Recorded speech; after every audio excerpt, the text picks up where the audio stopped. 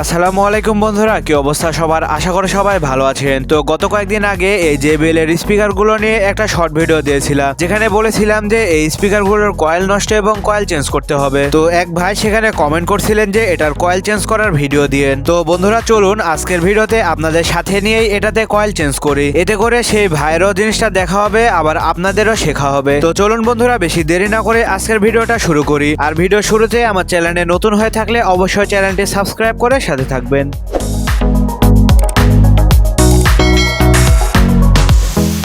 তো বন্ধুরা ফার্স্টেই বলে রাখি, এই ধরনের স্পিকারগুলোর কয়েল চেঞ্জ করা কিন্তু খুবই সহজ। হাতের কাছে কয়েল থাকলে জিনিসটা যে কেউ খুব সহজে বাড়িতে লাগাতে পারবেন। তো চলুন বন্ধুরা স্পিকারটির কয়েল লাগানো শুরু করি।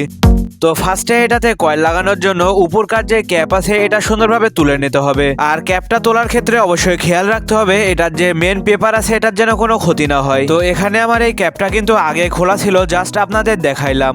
এখন ক্যাপ খোলার পরে দেখতে পাচ্ছেন এটার কয়েলটা কিন্তু দেখা যাচ্ছে এবং এটার কয়েলে যে তামাগুলো পুড়ে বের হয়ে গেছে সেটা কিন্তু আগেই দেখাইছিলাম। তো এখন বন্ধুরা আয়রনের মাধ্যমে এটার কয়েলটা পেপার থেকে আলাদা করে নিতে হবে, মানে এটার পেপারের সাথে যে আঠাগুলো লাগানো থাকে ওগুলো তুলে ফেলতে হবে। তো দেখতেই পাচ্ছেন এখানে কিন্তু আঠাগুলো আমি খুব সুন্দরভাবে খুলছি। আর এখানে কিন্তু অবশ্যই একটু বেশি সাবধানতা অবলম্বন করতে হবে, যেহেতু আয়রন পেপারের সঙ্গে বেশিক্ষণ রাখলে পেপার পুড়ে যাবে।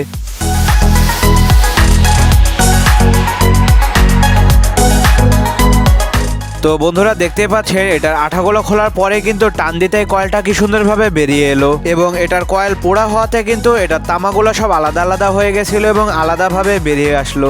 তো এখন এটাতে কয়েল সেট করার আগে সুন্দরভাবে এটা একটু ওয়াশ করে নিতে হবে, মানে এটার ভেতরে কয়েল পোড়া হওয়াতে ময়লাও থাকতে পারে, আবার এটার পেপারের সাইড দিয়েও কিন্তু আঠা আঠা হয়ে আছে, যেগুলো সুন্দরভাবে সাইড দিয়ে থিনার দিয়ে পরিষ্কার করে নিতে হবে এবং ভেতরে কাগজ ঢুকিয়ে ঘুরিয়ে ঘুরিয়ে পরিষ্কার করে নিতে হবে। এক কথায় জিনিসটা যেভাবে পরিষ্কার করেন এটার ভেতরে কোনো ময়লা থাকা চলবে না, তাহলে কিন্তু স্পিকারের কয়েল সেই ময়লার সাথে ঘর্ষণ খেয়ে কিন্তু সাউন্ড ক্লিয়ার দেবে না। তো দেখতে পাচ্ছেন এখানে থিনার দিয়ে সুন্দরভাবে সাইডকার আঠাগুলো তুলে নিচ্ছি।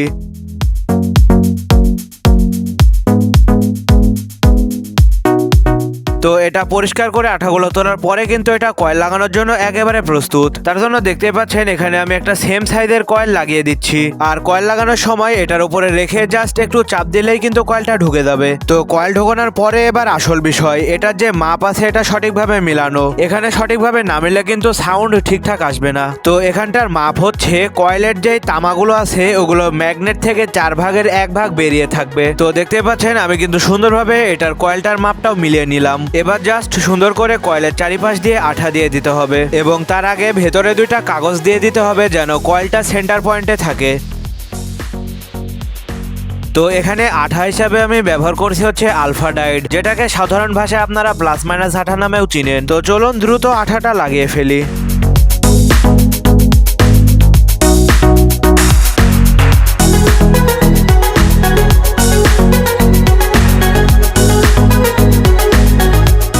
তো আঠা মারার পরে কয়েলের তারগুলো এটার স্পিকার লোপের সাথে সুন্দরভাবে সোল্ডারিং করে দেব এবং এভাবে এটা 7-8 ঘন্টা রেখে দেব শুকানোর জন্য।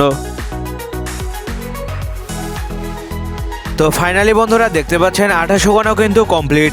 এবার এটার কাগজটা বের করে সুন্দরভাবে উপরকার ক্যাপটা লাগিয়ে দিতে হবে, তাহলে কিন্তু স্পিকারটা একেবারে কমপ্লিট। তো দেখতে পেলেন কত সহজেই কিন্তু স্পিকারটার কয়েল চেঞ্জ করা হয়ে গেল। এভাবে কিন্তু আপনারা বাড়িতেও খুব সহজেই লাগাতে পারবেন কয়েলগুলো। আর আজকের ভিডিওটি যদি ভালো লাগে অবশ্যই একটি লাইক দেওয়া, চ্যানেলটি সাবস্ক্রাইব করে সাথে থাকবেন। ধন্যবাদ সবাইকে শেষ পর্যন্ত দেখার জন্য।